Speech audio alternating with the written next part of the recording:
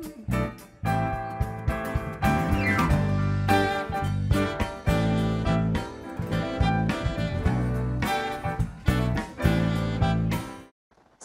warahmatullahi wabarakatuh. Pemirsa TPNU Sukoharjo dimanapun Anda berada, selamat bertemu dalam acara Sambung Rasa bersama saya Rina Puji Handayani. Dalam acara Sambung Rasa kali ini akan mengangkat tema refleksi hari lahir Kabupaten Sukoharjo yang ke-74. Pada kesempatan ini telah berkenan hadir sebagai narasumber Sekretaris Daerah Kabupaten Sukoharjo, Bapak Dr. Agus Santosa. Assalamualaikum Bapak. Waalaikumsalam. Bagaimana kabarnya hari ini? Alhamdulillah sehat. Alhamdulillah sehat ya Pak. Terima kasih Sambung Rasa TPNU Sukoharjo sudah diperkenankan di gedung yang bergengsi ini Pak. Terima kasih. Untuk yang pertama, untuk lebih mengenal Kabupaten Sukoharjo di hari jadinya yang ke-74, tanggal 15 Juli 2020, dapatkah Bapak menceritakan sejarah awal berdirinya Kabupaten Sukoharjo Pak? Oh ya, terima kasih Mbak, karena menarik. Bahwa Kabupaten Sukoharjo ini lahir dalam situasi yang masih revolusi kemerdekaan. Jadi ruang lingkupnya dekat-dekat dengan itu. Kita catat dalam perjalanan sejarah, paling tidak ada 2 pemilahan itu. Sebelum kemerdekaan dan setelah kemerdekaan. Jadi pada masa-masa pendudukan Jepang, artinya belum sampai dengan kemerdekaan. Jepang membagi wilayah Surakarta, ada 2 pemerintahan, Kasunanan dan Mangkunegaran. Kalau sekarang wilayah-wilayah Mangkunegaran ini yang meliputi Karanganyar, Wonogiri, kemudian untuk Kasunanan, Sukoharjo sendiri, kemudian sebagian Solo, Boyolali, dan Klaten. Ini termasuk wilayah-wilayah Kasunanan dan Mangkunegaran. Cara membaginya seperti itu. Perkembangan berikutnya ketika menginjak ke proklamasi kemerdekaan, tentu dalam proses konsolidasi kekuasaannya, setiap daerah tidak sama gejolak-gejolak yang terjadi. Karena terkenal dengan istilah di Solo pada saat itu, ada apa yang disebut dengan gerakan anti swapraja. Bahasa gampangnya mereka ya menolak monarki. Menolak feudalisme dan sebagainya. Sehingga dimotori oleh mereka gerakan untuk memisahkan diri dari 2 pemerintahan, yaitu Kasunanan dan Mangkunegaran. Ini cukup kuat. Kalau kita lihat tanggal-tanggal di kabupaten kota di wilayah Solo Raya, itu cermin dari proses pergerakan ini. Misalnya saja Karanganyar itu Mei. Kemudian Solo Juni, Sukoharjo Juli. Semuanya ada di tahun 46. Nah, gerak-gerakan ini yang sangat-sangat mewarnai, sehingga masing-masing melepas diri dari Mangkunegaran dan Kasunanan. Sebenarnya Sukoharjo belum seperti kabupaten yang kita kenal selama ini, karena itu bagian dari Kabupaten Kutha Surakarta. Jadi tingkat Sukoharjo itu hanya terbatas kawedanan. Dari Komite Nasional Indonesia Daerah dengan gejolak yang mewarnai saat itu, langsung saja menunjuk Bupati pertama KRMT Suwarno Onggopati sebagai Bupati Sukoharjo yang pertama. Itu pun belum ada SK gitu. Hanya semacam ditunjuk oleh Komite Nasional Indonesia Daerah Surakarta. Tahun berapa itu Pak? 46. Ya, tahun-tahun 46 itu. Setelah itu ditetapkan oleh Kementerian Dalam Negeri gitu. Ya, menjadi bupati yang pertama untuk Kabupaten Sukoharjo.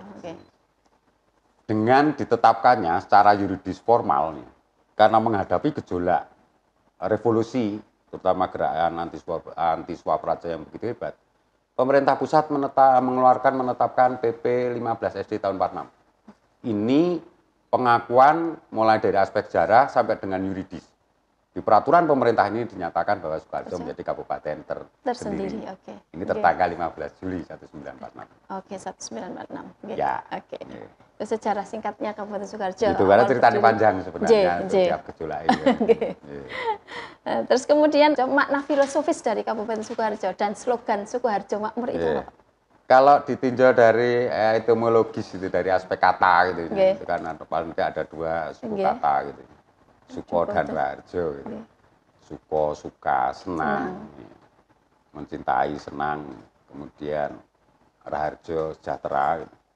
Sehingga ada yang mengatakan makna Sukoharjo ini asesukan karaharjan, asesuko karaharjan. Jadi Senang yang menyenangi terhadap kesejahteraan. kesejahteraan. Oh, berarti senang Ini. terhadap kesejahteraan. Kesejahteraan. Oke. Iya. Dan satu yang wajar itu Iya. dan menyenangkan istilah-istilah itu. Iya. Oke. Slogan Sukoharjo Makmur, Pak? Oh ya, makmur ada yang mengartikan itu satu kalimat, satu kata gitu, Oke. yang diartikan sejahtera. Dan Tapi yang menginisiasi pertama pada saat itu pemerintahan hampir semuanya membuat slogan dalam rangka memberikan motivasi kepada masyarakat. oke. Mungkin kita kenal juga Solo Berseri, Oke. Klaten kemudian Klaten bersinar. bersinar, Raden bersinar, Wonogiri sukses, dan seterusnya. Oke. Sukoharjo makmur. Makmur. Itu berarti. Makmur dalam artian ini lebih akronim. Saya masih ingat persis waktu itu yang menginisiasi Pak Bupati Setiawan Sadono. Oke. Jadi ini akronim dari maju, Oke. ya, aman, Oke. kondisional, Oke. mantap, Mantap, unggul, dan rapi. Oke. Oke. Berarti slogannya Sukoharjo Makmur. Makmur. Makmur. Senang. Ya alhamdulillah makmur betul. Gitu. Alhamdulillah. Oke. Kemudian Kabupaten Sukoharjo itu juga terkenal dengan ikonnya sebagai kota tekstil, Pak. Dengan adanya Sriktek itu sebagai pabrik tekstil terbesar di Asia Tenggara. Oke. Kemudian adakah industri lain selain lainnya yang bisa menjadi ikonnya Sukoharjo selain kota Sukoharjo dikenal dengan sebagai kota tekstil, Pak? Ya betul. Jadi penyebutan ini ada yang memberikan beberapa nama. Oke. Yang pertama Sukoharjo kota tekstil. Betul. Kemudian Sukoharjo kota perdagangan. Oke. Kemudian ada yang juga mengatakan di luar industri Oke. Sukoharjo kota bukan kota, wilayah pertanian yang cukup maju dan sebagainya. Ini menjadi potensi dalam rangka pengembangan. Oke. Ada seperti halnya ketika kita membangun suatu negara gitu. Mesti keseimbangan melihat potensi Sukoharjo. Wilayah antara pertanian dan industri harus bisa berjalan Seiring. seiring. Betul bahwa Sritek memang selama ini dia pabrik tekstil terbesar di Asia Tenggara karena dia mulai dari hulu sampai dengan hilir. Ini yang dia kembangkan gitu. Tentu sumbangannya terhadap makroekonomi secara nasionalnya cukup tinggi. Kemudian yang lain dari sektor perdagangan, bahkan sebelum ada atau sebelum wilayah Solo baru berkembang seperti ini. Berarti itu sudah kita sebut, wah kita juga kota dagang. Gitu. Kota dagang dalam konteks aktivitas perdagangan yang cukup kuat di Kabupaten Sukoharjo. Ada industri yang lain misalkan kayak kota jamu, misalnya atau kota gamelan. Betul, ya. Ya, itu kan, itu. Iya, jamu kan ada di Nguter ya Pak, di Kecamatan Sukoharjo, kemudian gamelan. Sukoharjo kan juga Mojolaban, di Wirun. Iya, itu kan. Berarti kan Sukoharjo itu merupakan luar biasa. Sentra industrinya maju dan sangat luar biasa, terutama juga untuk mengembangkan warisan budaya Jawa, warisan nenek moyang itu, okay? Yang tidak semua kabupaten di Jawa Tengah itu memilikinya. Berarti potensi luar biasa yang dimiliki oleh Kabupaten Sukoharjo. Okay. Untuk selanjutnya, Pak, untuk setiap daerah mesti memiliki ciri khas seni budayanya masing-masing. Ya. Nah, kalau seni budaya khas Sukoharjo itu apa, Pak? Ya, terima kasih. Mungkin karena wilayah Sukoharjo itu dekat dengan pusat kebudayaan keraton, tentu ada seni-seni yang mungkin sewilayah Solo Raya memiliki. Contoh wayang misalnya. Kemudian ketoprak, tari itu hampir semuanya memiliki karena kita memang dekat dengan pusat kebudayaan yang sudah cukup lama gitu. Masing-masing daerah juga berkembang sendiri-sendiri. Bahkan tidak hanya terbatas tari, juga pakaian. Pakaian kita kenal Langenarjan, skap Langenarjan. Itu sebutannya Langenarjo di satu wilayah di Kecamatan Grogol, desa di Kecamatan Grogol. Ini salah satu aktivitas seni kerajinan yang mendekati kultural. Kemudian juga ada tari. Tari yang saya dengar dari para pegiat seni tari. Itu yang mereka gali cukup lama gitu, tari asli Sukoharjo, tari Kebo-Kinul. Kebo-Kinul nggih. Ya, ini sudah beberapa Ciri kali khas. dipentaskan. Masa sampai luar negeri juga ya Pak? Betul, kerennya itu.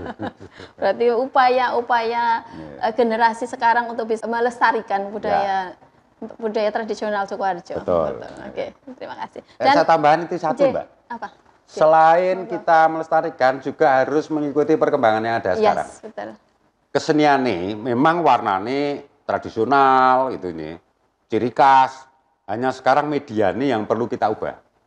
Jadi kita sesuaikan generasi yang ada sekarang, media sosial, generasi milenial ini yang mungkin perlu digarap lebih jauh supaya seni ini tetap lestari. Oke. Kemudian saya baca dari medsos penjenengan itu ternyata Bapak juga seorang penggemar seni. Seni jazz ya Pak? Betul Pak? Jazz ya. Hobi ya, oke. Mas sudah masuk hobi malah. Hobi. Wayang juga Pak? Oke. Jelas, wayang itu filosofinya tinggi. Oke. Kemudian di samping seni budaya tentu saja ada kuliner khas tradisional yang ada di Kabupaten Sukoharjo Pak. Bisakah Bapak menyampaikan kuliner khas tradisional yang ada di Sukoharjo yang mungkin saja bisa jadi referensi para pecinta kuliner? Oke.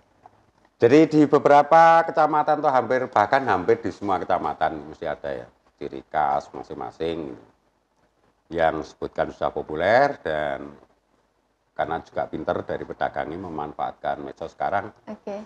Tengkleng Mbak Diah. Oh, tengkleng Mbak Diah. Itu hampir orang-orang sini mesti dari Jakarta dan sebagainya tanyanya tengkleng Mbak Diah gitu. Kok tahu jawaban saya gitu? Oh, ternyata mereka mengikuti dari medsos. Okay. Kemudian ayam goreng Mbak Karto dan makanan tradisional dari industri rumah tangga di Tawangsari. Ada industri kerajinan jenang kerasian. Oh iya. Ini jenang kerasian. Ini beberapa itu sebenarnya banyak sekali lah nih untuk konteks makanan karena itu melekat dengan kehidupan sehari-hari gitu.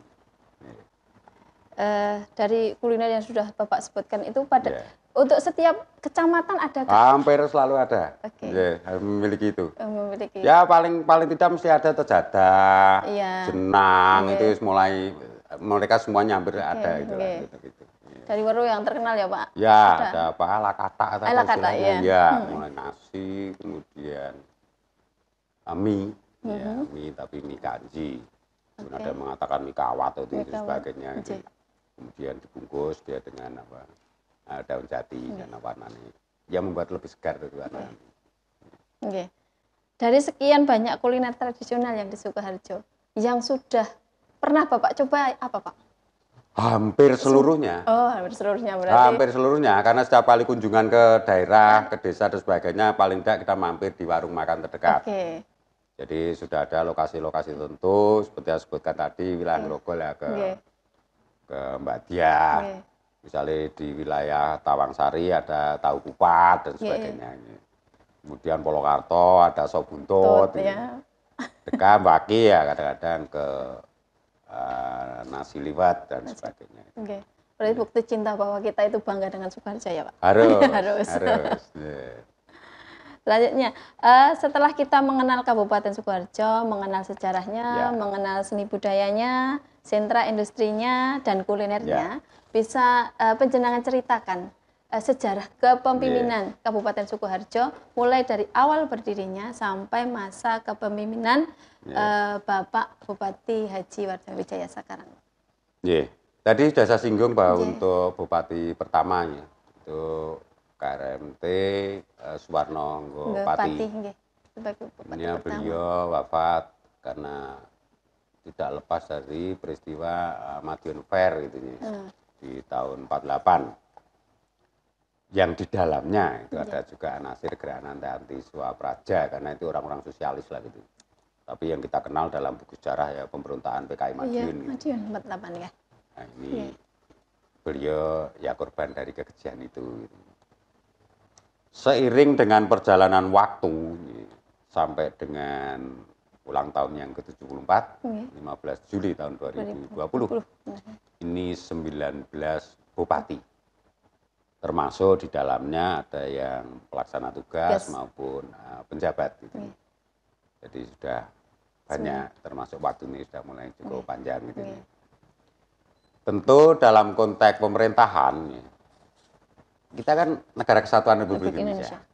Jadi kita ikuti undang-undang tentang pemerintahan daerah yang berkembang mulai dari undang-undang paling lama 574 tentang pemerintahan daerah sampai yang terakhir undang-undang 22 yang sudah beberapa kali direvisi, terakhir undang-undang 14 sudah gitu.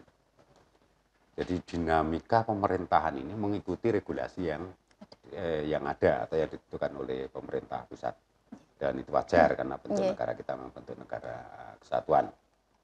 Ini yang perlu kami sampaikan, ada lonjakan yang luar biasa, paling tidak 10 tahun pemerintahan Pak Wartoyo. Ya, 2 periode pemerintahan Pak Wartoyo. Ya kami dengan teman-teman termasuk yang ada di dalamnya, ini menjadi semacam ada semacam lompatan sejarah gitu dah. Lompatan sejarah gitu. Sejarah baru. Kita lihat dari inputan, Mbak. Mengelola rumah tangga daerah itu seperti hanya mengelola sebuah rumah tangga. Kita harus memiliki pendapatan. Sehingga program Pak Wartoyo yang pertama adalah PAD harus kita tingkatkan terus. Ini pendapatan asli daerah. Mulai dari angka 60 miliar sampai sekarang hampir 430 miliar. Ini akan menjadi modal di dalam mengelola sebuah rumah tangga daerah. Kemudian program-program beliau juga lebih ditajamkan. Jadi APBD tidak hanya dipahami bagi-bagi uang bahasanya pada masing-masing OPD, tapi programnya harus dijelaskan terlebih dahulu. Kita selesaikan infrastruktur. Infrastruktur ini meliputi infrastruktur pengairan sampai dengan jalan. Kemudian juga pembangunan sosial, beliau terus dilaksanakan mulai dari pemberian santunan kematian. Kemudian bebas SPP waktu itu tapi sekarang karena sudah diambil alih untuk SMA itu kan menjadi kewenangan gubernur provinsi. Itu banyak inisiasi yang dilakukan oleh Pak Wartoyo dan hasilnya bisa dirasakan. Ada ya kalau penghargaan dalam proses itu mungkin banyak entah WTP, mungkin penghargaan dari kementerian sektoral itu banyak yang diterima. Tapi saya ingin menjelaskan yang lebih substansial. Jadi pemerintahan itu harus mampu membuat rakyat lebih sejahtera. Kalimat ini sudah sering kita dengar. Pertanyaannya bagaimana cara mengukur? Pemerintahan ini harus berpihak kepada mereka yang miskin. Pemerintahan ini harus berpihak kepada mereka yang lemah. Dan ini dilaksanakan dengan baik. Karena angka kemiskinan di Kabupaten Sukoharjo 5-6 tahun terus kita itu turun. Sekarang posisinya adalah 7,14%. Ini termasuk zona hijau. Jadi awal-awal Pak Wartoyo menjabat itu seingat saya angka itu sekitar 14%-an. Itu nilainya cukup besar karena pengaliannya hampir 10.000 gitu, 10.000 orang. Itu ekuivalen jumlah orang. Dan ini berhasil diturunkan sehingga posisi 2019 data BPS ini 7,14%. Artinya apa gitu? Disadari atau tidak, cara kita membelanjakan uang-uang daerah ini sesuai sasaran, sesuai harapan. Kemudian keberhasilan di bidang pembangunan sosial yang banyak digunakan baik secara internasional, nasional maupun regional adalah indeks pembangunan manusia. Di dalamnya ada angka harapan hidup. Sukoharjo termasuk tertinggi di Jawa Tengah, 74 tahun. Jadi angka harapan hidup itu untuk ukuran kabupaten ya, karena dipilahkan antara kabupaten dan kota. Kota madya kalau dulu, sekarang pemerintah kabupaten dan kota dipilahkan. Untuk ukuran kabupaten Sukoharjo termasuk tertinggi di Jawa Tengah, 74 tahun. Maknanya apa gitu? Ketika bayi lahir di Sukoharjo, dia memiliki harapan hidup sampai dengan 74 tahun. Jadi hiduplah di Sukoharjo kan usianya insya Allah panjang. Iya, amin. Ya. Jadi harapan memang dari pemerintahan untuk betul-betul mensejahterakan masyarakat di Kabupaten Sukoharjo, Pak. Ya. Kemudian apa harapan Bapak untuk Sukoharjo ke depannya, Pak? Ya, terima kasih. Pertama saya sampaikan terima kasih pada masyarakat bahwa selama ini sinergi antara pemerintah, masyarakat, dan sektor privat. Privat itu pengusaha bahasanya. Pengusaha ini cukup harmonis. Karena pilar pemerintahan itu ada di 3 kelompok ini. Jadi masyarakat, pemerintah, dan sektor bisnis, sektor publik, sektor privat itu. Kalau ini mampu bersinergi, itu akan berjalan dengan baik. Sampai contoh, Mbak, paling gampang aja. Pemerintah itu tidak mampu, misalnya merekrut tenaga kerja dalam jumlah ribuan, itu tidak bisa. Siapa yang bisa melakukan itu? Ya pengusaha. Ya pengusaha. Ada investasi, kemudian dibuka pabrik, buka usaha, jadi tenaga kerja dapat ditampung. Nah, ini akan mengurangi angka pengangguran. Jadi ketiga pilar ini yang sudah baik, mari kita pertahankan. Kita pertahankan. Betul. Oke. Sebelum ke pertanyaan terakhir, Pak, dari sekian banyak kegiatan yang sudah Bapak lakukan untuk masyarakat Sukoharjo dalam rangka mencegah penyebaran COVID-19, ini saya akan mengutip pamflet layanan publik yang dipersembahkan oleh Dr. Andes Haji Agus Santoso, Sekda Sukoharjo, yang bertajuk Revolusi Cinta versus COVID-19. Ini saya dapat. Boleh ya Pak ya, saya kutip ya Pak. Oke. Revolusi Cinta versus COVID-19. Jika sebaik-baik pertahanan itu di rumah, memutus mata rantai epidemi corona, maka itu pun suatu resolusi cinta. Ikhtiar untuk perubahan radikal dan bebas total dari virus yang terus memakan korban massal dan menjadi musuh kolektif masyarakat, bahkan telah menjadi wabah musibah bagi bangsa-bangsa. Dimulai dari yang terdekat, cinta diri sendiri, keluarga, dan lingkungan kecil.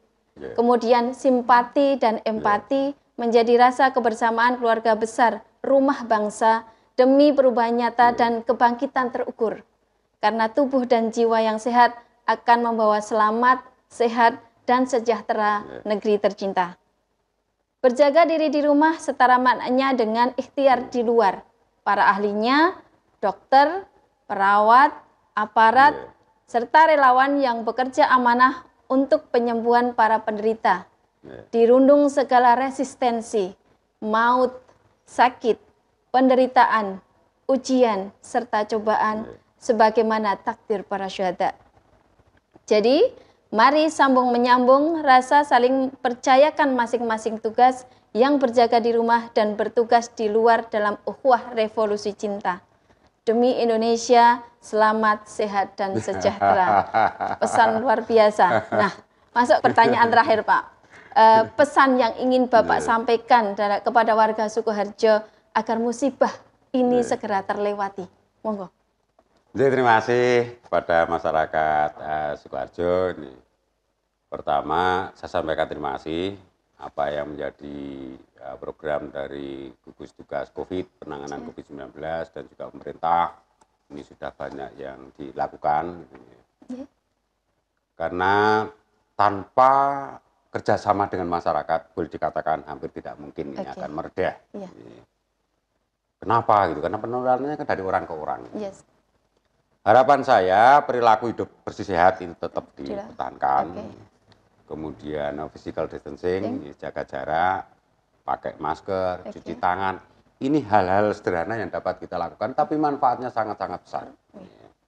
Kita hadapi dengan tabah, tentu kita berdoa semoga ini segera berakhir. Amin. Harapan semua orang untuk bisa musibah COVID ini segera berlalu, ya Pak. Terima kasih Bapak atas waktunya. Pemirsa TVNU dimanapun Anda berada, pastinya masih banyak hal yang ingin kita obrolkan dengan Bapak Sekda Sukoharjo. Namun karena keterbatasan waktu, insya Allah kita akan sambung lagi di masa yang akan datang. Sekali lagi kami ucapkan terima kasih kepada Bapak Dr. Andes Haji Agus Santoso yang telah berkenan menemani kami dan pemirsa TVNU Sukoharjo, dan mengingatkan kembali kepada pemirsa di rumah untuk like, follow, dan subscribe medsos TVNU Sukoharjo bagi yang belum tentunya. Dan akhir kata, saya Rina Puji Handayani, mohon pamit undur diri. Wassalamualaikum warahmatullahi wabarakatuh. TVNU Sukoharjo, santun dalam beragama dan berbudaya.